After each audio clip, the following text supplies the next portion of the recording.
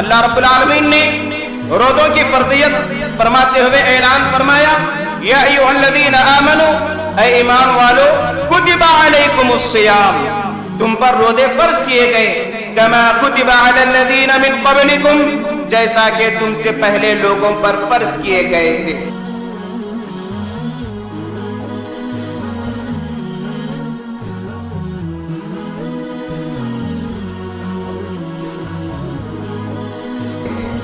کیوں؟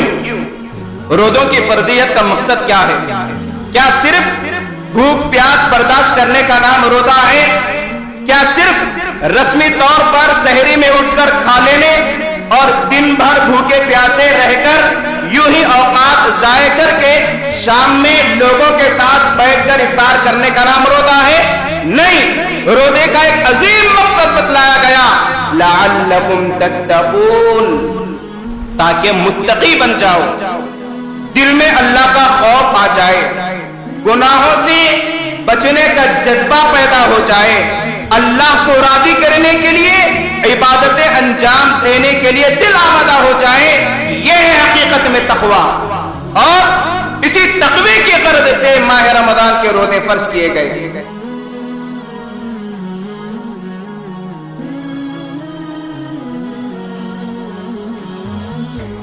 روزوں کا ایک اور مقصد بتلایا گیا کہ روزوں سے فائدہ کیا ہوگا۔ اللہ کے نبی صلی اللہ علیہ وسلم نے فرمایا، متفق علیہ، صحیح بخاری صحیح مسلم کی حدیث ہے، فرماتے ہیں من صام رمضان، جو ماہ رمضان کے روزے رکھا، غفر لہ، من صام رمضان ایمانا و احتسابا، ایمان اور احتساب کے ساتھ۔ ایمان احتساب کیا ہے؟ اللہ کے لیے روزہ رہنا، اللہ کے لیے بھوک پیاس برداشت کرنا، اللہ کو راضی کرنا، اللہ کو منانا، مکمل ثواب کا یقین رکھنا، یہ احساس ہونا کہ اللہ مجھے دیکھ رہا ہے، یہ احساس ہونا کہ اللہ نے روزہ رکھنے کا حکم دیا، یہ احساس ہو کہ روزہ میرا پاک و صاف رب کے دربار میں ہو، یہ احساس ہو کہ روزے کی حالت میں کوئی معمولی سا گناہ بھی سرزد نہ ہو۔ یہ احتساب ہے، یہ احتساب ہے۔ اس نیت سے کوئی اگر روزہ رکھتا ہے، ایسے لوگوں کے لیے یقیناً خوشخبری کا پروانہ ہے، فرمان رسالت ہے، غفر لہ ما تقدم من ذنبہ، اس کے گناہ معاف کر دیے جاتے ہیں۔ سبحان اللہ، گویا کہ ماہ رمضان گناہوں کی بخشش کا ایک بہترین ذریعہ ہے۔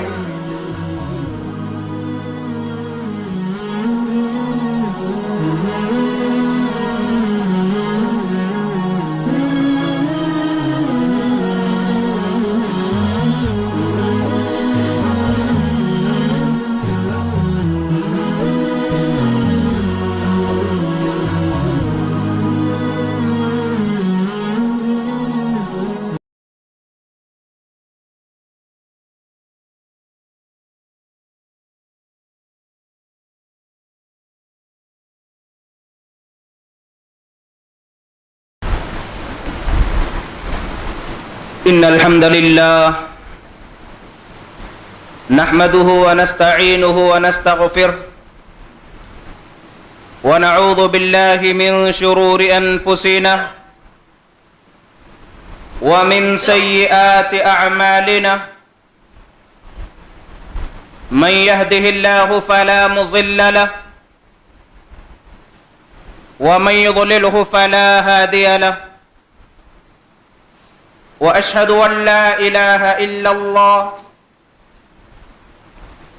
وحده لا شريك له، وأشهد أن محمدًا عبده ورسوله،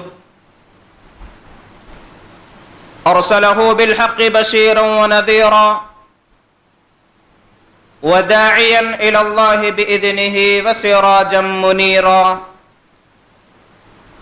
أما بعد، فإن خير الحديث كتاب الله، وخير الهدي هدي محمد صلى الله عليه وآله وسلم، وشر الأمور محدثاتها، وكل محدثة بدعة، وكل بدعة ضلالة، وكل ضلالة في النار، فأعوذ بالله من الشيطان الرجيم. بسم الله الرحمن الرحيم.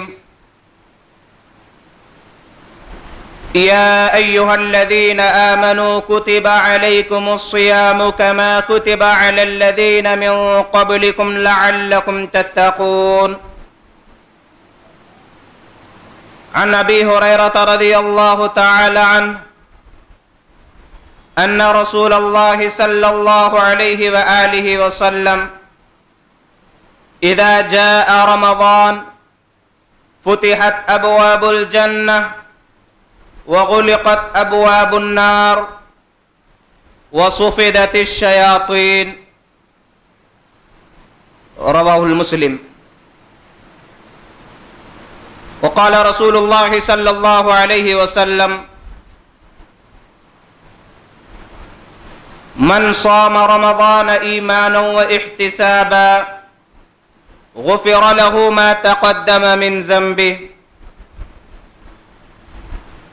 وقال ومن قام رمضان إيمانا واحتسابا غفر له ما تقدم من ذنبه. متفق عليه. رب اشرح لي صدري ويسر لي أمري واحلل عقدة من لساني يفقهوا قولي. ربي زدني علما.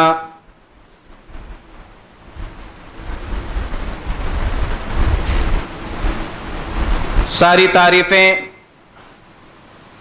حمد و ثنا، بڑائی بزرگی اس اللہ رب ذوالجلال کے لیے لائق ہے جو تنہا خالق ہے، جو تنہا رازق ہے. وہی اللہ تنہا مشکل کشا ہے. وہی اللہ تنہا حاجت روا ہے. وہی اللہ تنہا دستگیر ہے.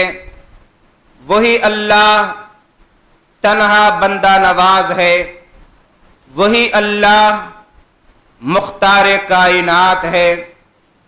ساری عبادتیں قیام کی شکل میں، رکوع کی شکل میں، سجدوں کی شکل میں، نظر و نیاز کی شکل میں، قربانی کی شکل میں، توکل اور بھروسے کی شکل میں صرف اور صرف ایک رب العالمین ہی کے لیے ہے. بے حساب درود و سلام ہو خاتم النبیین، سید المرسلین، رحمت للعالمین، ساقی کوثر، شافی محشر، محمد الرسول اللہ صلی اللہ علیہ وآلہ وسلم پر. معزز و مکرم میرے دینی و اسلامی بھائیوں اور پردہ نشین اسلامی ماؤں اور بہنوں،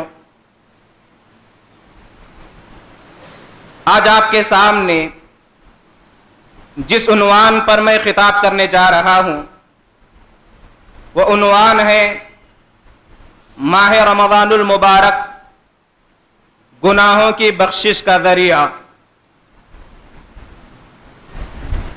معزز سامعین، ماہ رمضان یہ گناہوں کی بخشش کا بہترین ذریعہ ہے. ماہ رمضان نیکیوں کا فصل بہار ہے. ماہ رمضان دعاؤں کا مہینہ ہے. ماہ رمضان اللہ رب العالمین سے قریب ہونے کا مہینہ ہے. ماہ رمضان میں جنت کے دروازے کھول دیے جاتے ہیں، جہنم کے دروازے بند کر دیے جاتے ہیں، شیاطین کو قید کیا جاتا ہے. یہ مہینہ کثرت سے اللہ کو یاد کرنے کا مہینہ ہے. یہ مہینہ گناہوں سے دور رہنے اور کثرت سے توبہ و استغفار کرنے کا مہینہ ہے. یہ مہینہ اپنے رب کو راضی کرنے کا مہینہ ہے. معزز سامعین، یقیناً بڑے خوش نصیب ہے وہ مسلمان جو اس مہینے کی عظمت کا پاس و لحاظ رکھتے ہیں اور اس مہینے کی قدر کرتے ہوئے اس کا حق ادا کرتے ہیں، یقیناً بڑے خوش نصیب ہے وہ مسلمان۔ اور اگر کوئی اس کا اہتمام کر رہا ہے، یقیناً ان کے لیے ماہ رمضان یقیناً باعث مبارک ہے۔ ماہ رمضان جو ہی آتا ہے زندگی میں ایک ایمانی انقلاب آ جاتا، گناہوں میں مبتلا لوگ گناہوں سے گھبرا جاتے، گناہوں سے بچنے کی کوشش میں لگے رہتے، نیکیاں زیادہ سے زیادہ کرنے کی فکر کرتے، اپنے نظر کی حفاظت کرتے، اپنی زبان کی حفاظت کرتے، کثرت سے اللہ کو یاد کرتے، دن میں رب العالمین کے لیے بھوک اور پیاس کو برداشت کرتے، رات میں رب العالمین کے لیے قیام اللیل کا اہتمام کرتے۔ ماہ رمضان جو ہی آتا ہے ایک مسلمانوں میں ایمانی حلاوت، ایمانی چاشنی اور ایک عجیب و غریب کیفیت پیدا ہو جاتی۔ وہ مسلمان جو مساجد سے دور تھے، وہ مسلمان جو قرآن مجید کی تلاوت سے کتراتے تھے، وہ مسلمان جو اپنی زبان کو ذکر و اذکار سے تر نہیں رکھتے تھے، وہ مسلمان جن کی زبان پر گانے رہتے تھے، یکم رمضان میں ان کی زندگی بدل جاتی، مساجد کے قریب ہوتے، مساجدیں بھری ہوئی نظر آتی، تلاوت میں مزہ آنے لگتا، ذکر و اذکار میں ایمان میں تازگی آ جاتی، رات کی تنہائی میں اللہ رب العالمین کے لیے سحری کرتے ہیں، دن کی تمادت گرمی کی شدت کو برداشت کرتے ہوئے پیاس برداشت کرتے ہیں، اپنے روزے کو مکمل کرنے کی کوشش کرتے، نمازوں کا اہتمام کیا جاتا ہے، فرائض تو فرائض، نوافل کا بھی اہتمام کیا جاتا ہے۔ آخر یہ انقلاب کیسے آیا؟ کیا رمضان کے چاند میں کوئی جادوگری ہے کہ چاند نظر آتے ہی زندگی بدل جاتی؟ یہ ایمانی انقلاب حقیقت میں اس کا راز ہمیں اللہ کے نبی صلی اللہ علیہ وسلم کی اس روایت میں ملتا ہے، ترمذی کی روایت ہے، اللہ کے نبی صلی اللہ علیہ وسلم نے فرمایا کہ جب رمضان المبارک آتا ہے تو جہنم کے دروازے بند کر دیے جاتے ہیں، جنت کے دروازے مکمل کھول دیے جاتے ہیں، شیاطین کو قید کیا جاتا، ایک اعلان کرنے والا اعلان کرتا ہے، یا باغی الخیر اقبل و یا باغی الشر اقصر، اے گناہوں پر آمدہ ہونے والے، گناہ کرنے والے، گناہوں سے باز آ جا، اے نیکیوں کے طلبگار، اے نیکی چاہنے والے، نیکیوں میں آگے بڑھ۔ یہ اعلان کا اثر ہوتا، گرچہ ہم نے ہوش و حواس میں اس اعلان کو نہیں سنا، لیکن جو صالح انقلاب نظر آتا ہے ماہ رمضان میں، اسی اعلان کا اثر ہے، اسی اعلان کا اثر ہے۔ اللہ رب العالمین نے روزوں کی فرضیت فرماتے ہوئے اعلان فرمایا، یا ایھا الذین آمنوا، اے ایمان والو، کتب علیکم الصیام، تم پر روزے فرض کیے گئے، کما کتب علی الذین من قبلکم، جیسا کہ تم سے پہلے لوگوں پر فرض کیے گئے تھے۔ کیوں؟ روزوں کی فرضیت کا مقصد کیا ہے؟ کیا صرف بھوک پیاس برداشت کرنے کا نام روزہ ہے؟ کیا صرف رسمی طور پر سحری میں اٹھ کر کھا لینے اور دن بھر بھوکے پیاسے رہ کر یوں ہی اوقات ضائع کر کے شام میں لوگوں کے ساتھ بیٹھ کر افطار کرنے کا نام روزہ ہے؟ نہیں، روزے کا ایک عظیم مقصد بتلایا گیا، لعلکم تتقون، تاکہ متقی بن جاؤ، دل میں اللہ کا خوف آ جائے، گناہوں سے بچنے کا جذبہ پیدا ہو جائے، اللہ کو راضی کرنے کے لیے عبادتیں انجام دینے کے لیے دل آمادہ ہو جائے۔ یہ ہے حقیقت میں تقویٰ، اور اسی تقوی کی غرض سے ماہ رمضان کے روزے فرض کیے گئے۔ روزوں کا ایک اور مقصد بتلایا گیا کہ روزوں سے فائدہ کیا ہوگا. اللہ کے نبی صلی اللہ علیہ وسلم نے فرمایا, متفقن علیہ, صحیح بخاری صحیح مسلم کی حدیث ہے, فرماتے ہیں من صام رمضان, جو ماہ رمضان کے روزے رکھا, غفر لہ من صام رمضان ایمانا و احتسابا, ایمان اور احتساب کے ساتھ. ایمان احتساب کیا ہے؟ اللہ کے لیے روزہ رہنا, اللہ کے لیے بھوک پیاس برداشت کرنا, اللہ کو راضی کرنا, اللہ کو منانا, مکمل ثواب کا یقین رکھنا, یہ احساس ہونا کہ اللہ مجھے دیکھ رہا ہے, یہ احساس ہونا کہ اللہ نے روزہ رکھنے کا حکم دیا, یہ احساس ہو کہ روزہ میرا پاک و صاف رب کے دربار میں ہو, یہ احساس ہو کہ روزے کی حالت میں کوئی معمولی سا گناہ بھی سرزد نہ ہو. یہ احتساب ہے, یہ احتساب ہے. اس نیت سے کوئی اگر روزہ رکھتا ہے, ایسے لوگوں کے لیے یقیناً خوشخبری کا پروانہ ہے, فرمان رسالت ہے, غفر لہ ما تقدم من ذنبی, اس کے گناہ معاف کر دیے جاتے ہیں. سبحان اللہ. گویا کہ ماہ رمضان گناہوں کی بخشش کا ایک بہترین ذریعہ ہے. لیکن وہ مسلمان جو ماہ رمضان کو کاروبار کا مہینہ سمجھتے ہیں, یا تکلیف دہ مہینہ سمجھتے ہیں, یا روزوں سے بچنے کے لیے محنت مزدوری کاروبار کا بہانہ بناتے ہیں, یا یہ نظریہ ہے کہ 1-2 روزے رکھ لے تو کافی ہو جائے گا, کیونکہ 3 روزے اگر رکھ لیں گے تو ایک نیکی کا اجر 10 گنا, ایک روزے کا ثواب 10 گنا, دوسرے روزے کا ثواب 20 گنا, تیسرے روزے کا ثواب 30 گنا, 30 روزے مکمل ہو گئے. بعض کی ایسی بھی سوچ ہوتی ہے. اگر کوئی ماہ رمضان کو یوں ہی غفلت میں گزار دے تو دنیا کے سب سے بد نصیب انسان ہے جو ماہ رمضان کی قدر نہیں کرتے. ماہ رمضان درجات کے بلندی کا مہینہ ہے, درجات بلند ہوتے ہیں ماہ رمضان میں. بار بار ہم یہ حدیث سنتے ہیں, ہمیشہ ذہن میں رکھنا چاہیے.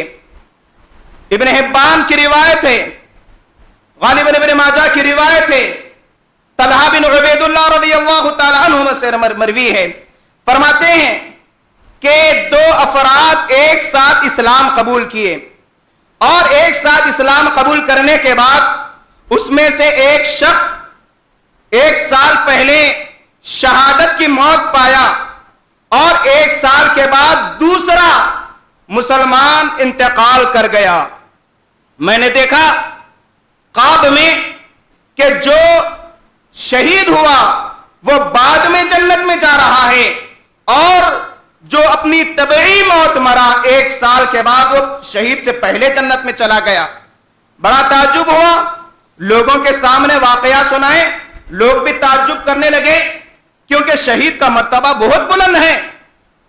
شہید کے سلسلے میں کہا گیا وَلَا تَقُولُوا لِمَن يُقْتَلُ فِي سَبِيلِ اللَّهِ أَمْوَاتٌ, کہ جو اللہ کی راہ میں قتل کیے گئے انہیں مردار مت کہو, بل احیاء کہا گیا, وہ زندہ ہیں, رب کی نعمتوں سے فیض یاب ہوتے ہیں. اتنا بلند مقام ہے شہادت کا. اللہ کے نبی صلی اللہ علیہ وسلم کے سامنے واقعہ رکھتے ہیں. اللہ کے نبی صلی اللہ علیہ وسلم فرماتے ہیں, یہ ہمارے لیے نصیحت ہے. آپ فرماتے ہیں کہ کیا وہ شخص جو 1 سال بعد انتقال کر گیا, 1 سال نیکیاں نہیں کیا, 1 سال نمازوں کی پابندی نہیں کی, 1 سال میں اسے رمضان ملا, رمضان میں گناہوں کی بخشش کروا لیا, نیک اعمال کر لیا, اس وجہ سے وہ شہید سے پہلے جنت میں داخل ہوا, جبکہ ایمان دونوں ایک ساتھ لائے. یہ ہے رمضان جو گناہوں کی بخشش کا مہینہ ہے, درجات کی بلندی کا مہینہ ہے, جنت میں داخل ہونے کا ایک بہترین ذریعہ ہے ماہ رمضان. بڑی مشہور حدیث ہم سنتے رہتے ہیں, لیکن کبھی غور کرنے کی ہمیں توفیق نہیں ہوتی.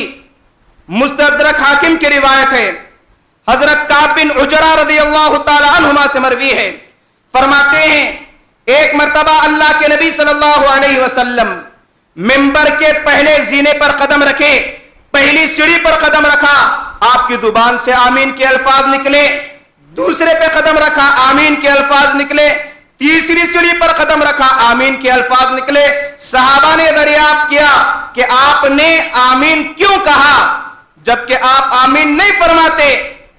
अल्लाह के नबी सल्लल्लाहु अलैहि वसल्लम ने फरमाया, मेरे पास जिब्राइल अमीन आए और आकर कहने लगे, बऊदा मन अदरक रमजान फलम युगफर लहू, हलाकत और बर्बादी है उस बदनसीब के लिए जो माह रमजान को पाया और अपनी बख्शिश न करवा लिया, उसकी बख्शिश न करवाई गई, यकीनन बड़ा बदनसीब है वो। मैंने आमीन कहा। दूसरी सीढ़ी पर कदम रखा तो जिब्राइल ने कहा कि बड़ा बदनसीब है वो, अल्लाह की रहमत से दूरी हो उस शख्स के लिए जिसके सामने आपके नाम का जिक्र हो और वो दुरूद ना भेजे। मैंने आमीन कहा। तीसरी सीढ़ी पर कदम रखा, जिब्राइल ने कहा, कोई अगर वालिदैन को या दोनों में से किसी एक को बुढ़ापे के आलम में पाए और उनकी खिदमत करके जन्नत हासिल न कर ले, गुनाहों की बख्शिश न करवा ले, ऐसे शख्स के लिए भी हलाकत और बर्बादी हो। मैंने कहा आमीन। सही दर्जे की रिवायत है और हम हर रमजान ये हदीस सुनते हैं, लेकिन क्या कभी हमने गौर किया कि माह रमजान का हम एहतराम उस अंदाज से करते हैं जिस अंदाज से करना चाहिए। माह रमजान ये गुनाहों की बख्शिश का महीना है, माह रमजान नेकियां कमाने का महीना है, लेकिन बड़े बदनसीब है वो मुसलमान जो सहरी कर कर दिन भर सोते रहते हैं और यूं ही गुजार देते हैं। बात कारोबार में इतने मसरूफ रहते हैं कि रात के 3 बजे सहरी करते हैं और ऐसे सोते हैं कि जोहर में नींद उछाल होती, फिर कारोबार से लग जाते हैं और जब उन्हें नसीहत की जाती तो कहते कि पेट का मसला है, क्या करे। बड़े बदनसीब है वो मुसलमान जो रोजे की हालत में इधर उधर के गपशप करते रहते हैं, इधर उधर की बातें करते रहते हैं। बास का ये आलम है कि रोजे के मौके पर नेट पर इतने मसरूफ रहते हैं या टीवी सीरियल्स में इतने मसरूफ रहते हैं या क्रिकेट फुटबॉल देखने में इतने मसरूफ रहते हैं या वीडियो गेम खेलने में इतने मसरूफ रहते हैं कि घंटों निकल जाते मालूम नहीं होता। मेरे भाई, ये माह रमजान या रोजा भूखे प्यासे रहने का नाम नहीं, बल्कि रोजे की हालत में अपने रब को राजी करने का नाम हकीकत में रोजा है। और ये जो महीना अता किया जाता है यकीनन जन्नत से करीब करने के लिए अता किया जाता है। एक एक नेकी का अजर 10 से 700 गुना बढ़ा दिया जाता है। कोई नेकी को मामूली नहीं समझना चाहिए। मेरे भाइयों, रमजान की फजीलतें हम बार बार सुनते रहते हैं, लेकिन जरा कभी हमने गौर किया कि माह रमजान की इतनी सारी फजीलतें हैं, इतने सारे एजाजात हैं, इतना सुबह में एहतमाम करते हैं, लेकिन एहतिसाब की कैफियत हमें नजर नहीं आती। यकीनन माह रमजान का जो एजाज है, माह रमजान का जो एजाज है, रोजों का जो एजाज है, उस सिलसिले में अल्लाह के नबी सल्लल्लाहु अलैहि वसल्लम फरमाते हैं कि क़यामत के दिन रोजेदारों के लिए जन्नत में दाखिले के लिए खास दरवाजा लगाया जाएगा जिसे बाबुर रैयान कहा जाएगा और ऐलान किया जाएगा कि कहां है रोजेदार, कहां है रोजेदार। रोजेदार उठ खड़े होंगे और बतौर एजाज तमाम रोजेदारों को उस बाबुर रैयान से जन्नत में दाखिल करवाया जाएगा। उसके बाद यह दरवाजा किसी और के लिए नहीं खोला जाएगा, बंद कर दिया जाएगा। हर नेकी का एक खास दरवाजा है। अल्लाह के नबी सल्लल्लाहु अलैहि वसल्लम फरमाते हैं, कोई अगर सदका व खैरात करता है उसे बाबु सदका से पुकारा जाएगा। कोई अगर जोड़े 2-2 चीजें अगर अल्लाह की राह में खर्च करेगा उसे जन्नत के दरवाजों से पुकारा जाएगा। कोई मुजाहिद है, जिहाद किया, बाबुल जिहाद से उसे पुकारा जाएगा। हर एक की एक नौइयत अलग होगी। अबू बकर सिद्दीक रज़ी अल्लाह ताला अन्हु ने फरमाया, ऐ अल्लाह के नबी सल्लल्लाहु अलैहि वसल्लम, क्या कोई ऐसा खुशनसीब भी होगा जिसे जन्नत के सारे दरवाजों से पुकारा जाएगा? अल्लाह के नबी सल्लल्लाहु अलैहि वसल्लम फरमाते हैं कि ऐ अबू बकर, मुझे उम्मीद है कि तुम उन्हीं लोगों में से होंगे। क्या खुशी का आलम होगा, कितनी खुशनसीबी की बात होगी कि जिन्हें जन्नत के सारे दरवाजों से बुलाया जाए बतौर तकरीम। अब मैं अपनी तकरीर का, अपने खुतबे का दूसरा पहलू वादे करता हूं। बख्शिश का दरिया यानी माह रमजान तौबा व इस्तिग़फ़ार का महीना है, गुनाहों से बचने का महीना है, अपने रब के सामने अपने गुनाहों की बख्शिश करवाने का महीना है और अपने आप को जहन्नम से बचाने का महीना है।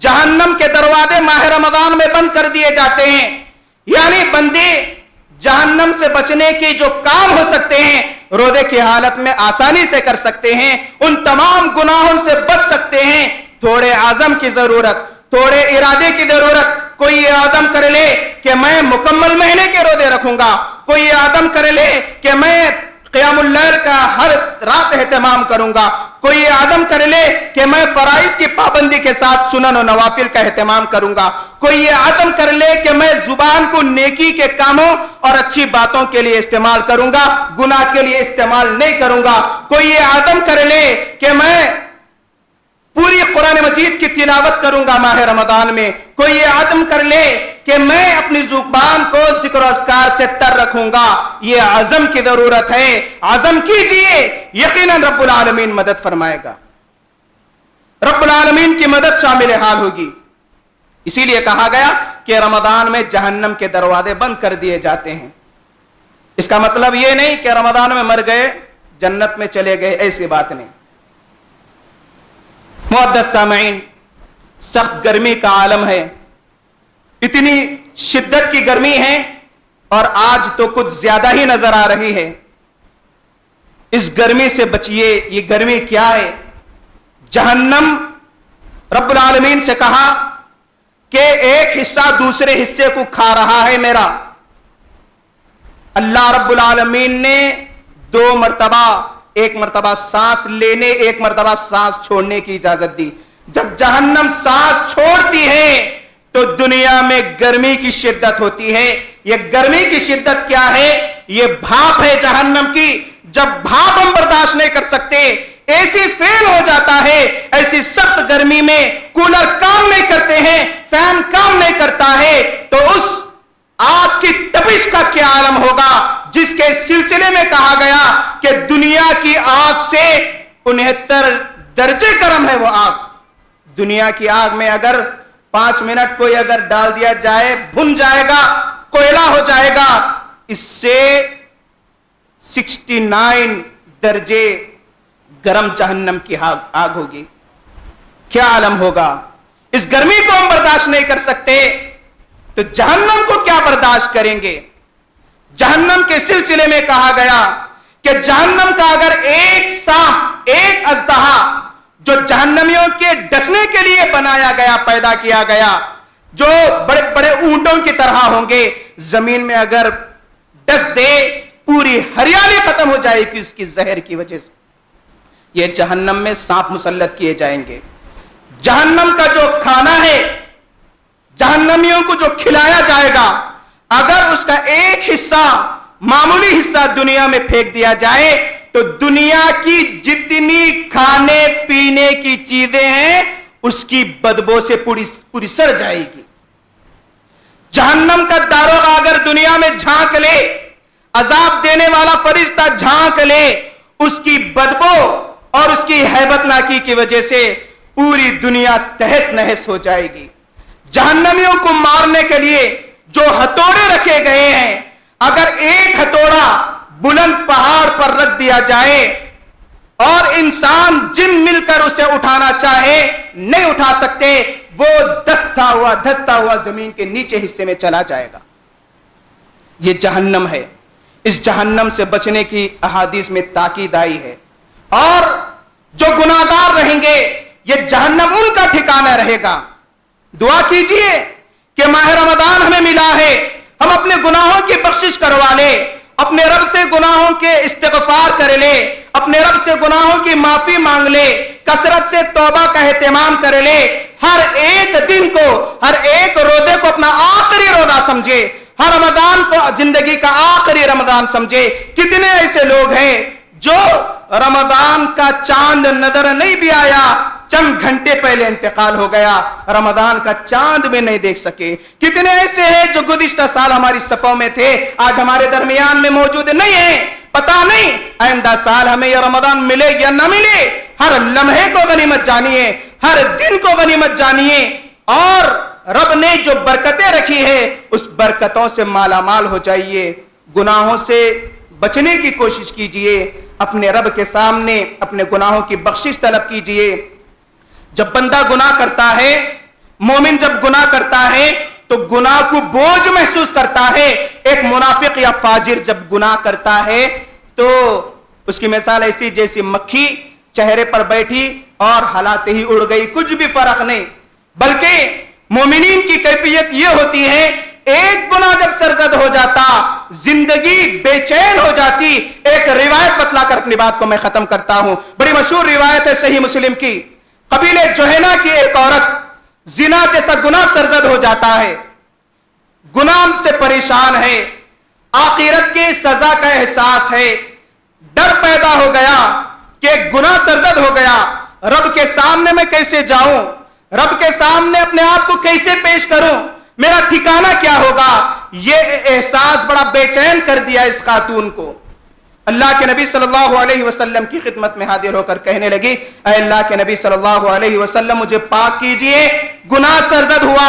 अल्लाह के नबी सल्लल्लाहु अलैहि वसल्लम फरमाते हैं कि क्या हुआ, जाओ तौबा करो, अल्लाह गुनाहों को माफ फरमाने वाला है। इस खातून ने फिर कहा, तहक़ीरनी, मुझे पाक कीजिए अल्लाह के नबी सल्लल्लाहु अलैहि वसल्लम, मैं गुनाह के बोझ से बड़ी परेशान हूं, नींदें हराम हो गई, नींद नहीं आती, बेचैनी की कैफियत है। अल्लाह के नबी सल्लल्लाहु अलैहि वसल्लम देखते हैं कि औरत हामिला है, कहते हैं कि जाओ जब बच्चे को जन्म दो तो तब आना। 9 महीने का अरसा बड़े परेशानी में गुजर गया, खौफ के आलम में गुजर गया, बेचैनी खौफ की कैफियत के साथ। जब इस खातून ने बच्चे को जन्म दिया तो अपने हाथ में बच्चे को लेकर खिदमत नबवी में हाजिर हुई, कहने लगी, ऐ अल्लाह के नबी सल्लल्लाहु अलैहि वसल्लम, मैंने इस बच्चे को जन्म दिया, अब मुझे पाक कीजिए। अल्लाह के नबी सल्लल्लाहु अलैहि वसल्लम कहते हैं कि जाओ इसके दूध पीने की या दूध छुड़ाने की जो मुद्दत है, दूध पीने की मुद्दत मुकम्मल करने के बाद आओ। कुर्बान जाइए, ऐसे मोमिनीन पर क्या कैफियत होती होगी। एक अरसे के बाद फिर अल्लाह के नबी सल्लल्लाहु अलैहि वसल्लम की खिदमत में हाजिर हुई। इसी एहसास के साथ अल्लाह के नबी सल्लल्लाहु अलैहि वसल्लम ने उस बच्चे को किसी के हवाले किया, अंसारी सहाबी के, और गड़ा खोदने का हुक्म दिया, सीने तक दफनाया गया। और इस्लाम में जिना की सजा शादीशुदा को पत्थरों से मारकर रजम करना है। पत्थरों से मारा गया, इतना मारा गया कि खालिद बिन वलीद आए, पत्थर उठाए और सर पे मारा, खून कपड़ों पे गिरते ही कहने लगे, क्या गंदी औरत का, जानिया का खून मेरे कपड़ों पर लग गया। अल्लाह के नबी सल्लल्लाहु अलैहि वसल्लम कहने लगे कि ऐ खालिद, इसने ऐसी तौबा की कि अगर एक टैक्स देने वाला भी अगर तौबा करता तो इसकी तौबा उस पर भारी हो जाती, इसकी कबूल की जाती। उमर रज़ियल्लाहु ताला अन्हु ने कहा, ऐ अल्लाह के नबी सल्लल्लाहु अलैहि वसल्लम, इस बदकार गुनाहगार औरत का आप जनाजे की नमाज पढ़ाएंगे?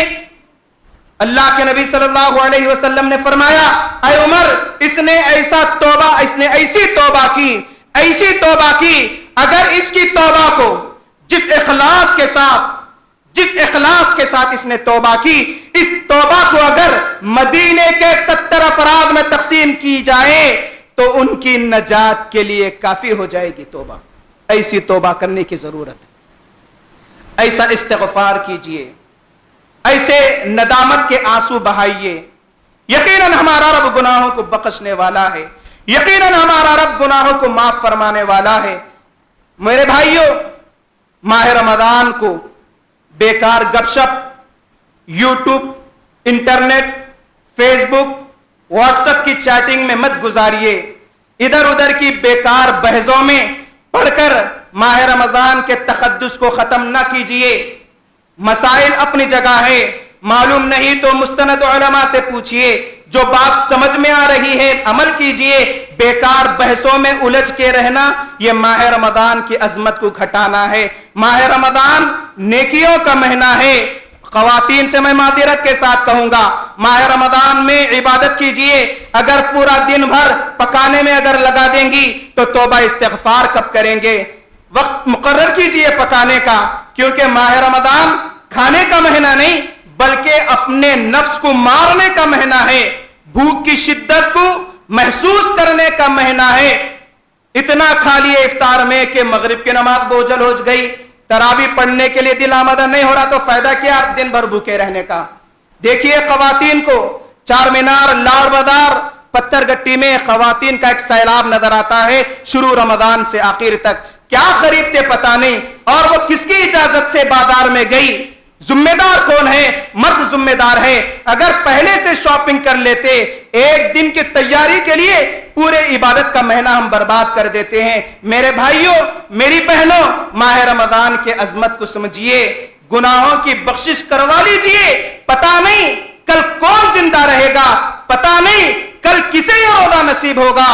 اور ماہ رمضان بالکل اہتمام کے ساتھ، پابندی کے ساتھ اگر ہم گزاریں گے تو یقیناً ایسے روزے داروں کے لیے وہ فضیلت ملے گی. اللہ کے نبی صلی اللہ علیہ وسلم نے فرمایا کہ ان کے گناہ بخش دیے جاتے ہیں.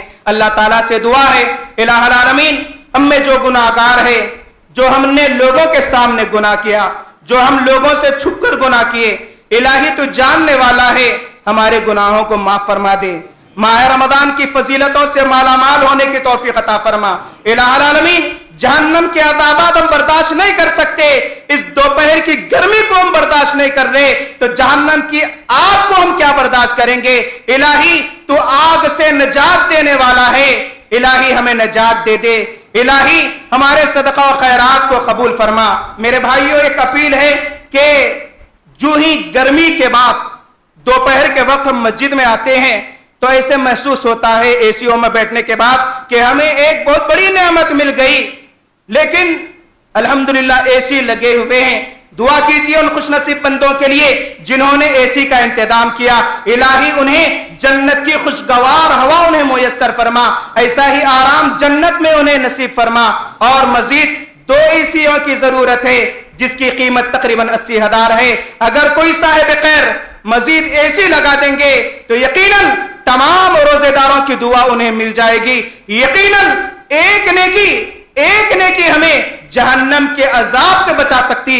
اللہ کے نبی صلی اللہ علیہ وسلم نے فرمایا تھا، اے بلال، جہنم کی آگ سے بچو، گرچہ ایک کھجور صدقہ کر کے اگر اپنے آپ کو جہنم سے بچا سکتے تو بچا لو. تو میرے بھائیوں، میری گزارش ہے کہ مزید اے سیوں کی ضرورت ہے. اگر آپ اے سی لگائیں گے، کوئی 2 صاحب خیر یا کوئی صاحب خیر یا اس میں اگر چند لوگ جمع ہو کر لگا دیں گے، یقیناً ایک مسئلہ حل ہو جائے گا.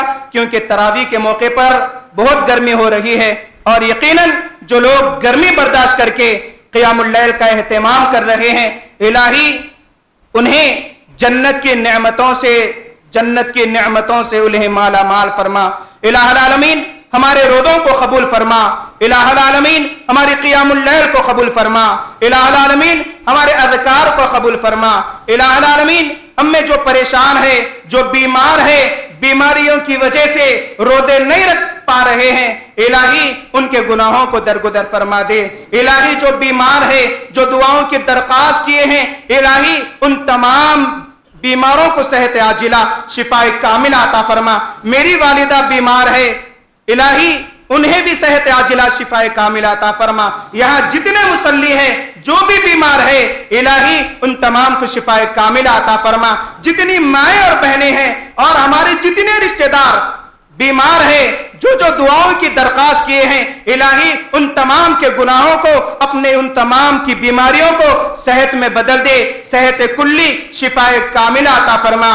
الہی جو لوگ دین کی خدمت میں لگے ہوئے ہیں، مساجد کی خدمت میں لگے ہوئے ہیں، مساجد کو جو آباد کر رہے ہیں، الہی ان کے درجات کو بلند فرما، ان کی خدمت کو قبول فرما. خاص طور پر اس مسجد کو بنانے والے میرے دادا محترم جناب افضل محمدی رحمت اللہ علیہ، سرور محمدی رحمت اللہ علیہ، اور ان کے ہم اثر جتنے بھی لوگ تھے جو جو بڑی تکلیف کے ساتھ یہاں پر مسجد قائم کیے، اسلام کا ایک مرکز بنائے، اللہ کا فضل ہے کہ 2-2 3-3 فلور فل ہو رہے ہیں۔ یقیناً جتنے لوگ نماز پڑھ رہے ہیں انہیں بھی اجر ملے گا۔ اللہ تعالیٰ سے دعا ہے الہی ان کی قبروں کو نور سے بھر دے، ہمارے رشتہ داروں میں جن کا انتقال ہو چکا الہی انہیں کروٹ کروٹ جنت الفردوس کی نعمتوں سے مالا مال فرما، ان کے قبروں کو نور سے بھر دے، انہیں جنت الفردوس میں جگہ عطا فرما۔ الہی جو قرضوں سے پریشان ہے قرضوں کی ادائیگی کا بہترین بندوبست کر دے۔ الہ العالمین جو رمضان میں تکلیفیں برداشت کر رہے ہیں الہی ان تکلیفوں کو آلائشوں میں آسانیوں سے بدل دے۔ ربنا آتنا فی الدنیا حسنۃ وفی الآخرۃ حسنۃ وقنا عذاب النار وقنا عذاب القبر وقنا عذاب الحشر۔ اللهم انا نسألك الجنة اللهم انا نسألك الجنة اللهم انا نسألك الجنة اللهم اجرنا من النار اللهم اجرنا من النار اللهم اجرنا من النار اللهم انا نسألك الهدى والتقى والعفاف والغنى رب ارحمهما كما ربياني صغيرا رب ارحمهما كما ربياني صغيرا اللهم إنا نجعلك في نحورهم ونعوذ بك من شرورهم اللهم إنا نعوذ بك من سيئات أعمالنا ربنا تقبل منا إنك أنت السميع العليم بارك الله لنا ولكم في القرآن العظيم ونفعنا وإياكم بالآيات والذكر الحكيم إنه تعالى جواد كريم ملك رؤوف رحيم رب حليم۔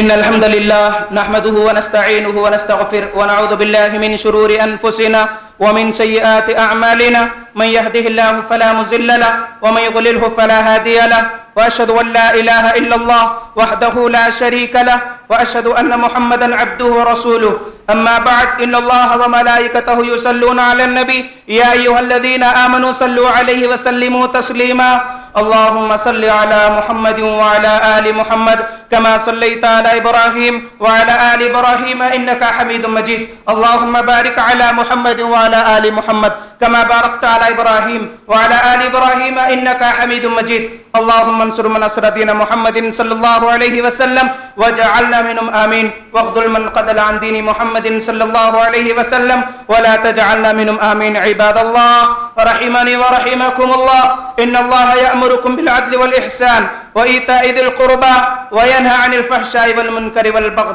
يعظكم لعلكم تذكرون اذكروا الله يذكركم وادعوه يستجب لكم ولذكر الله أكبر والله يعلم ما تصنعون۔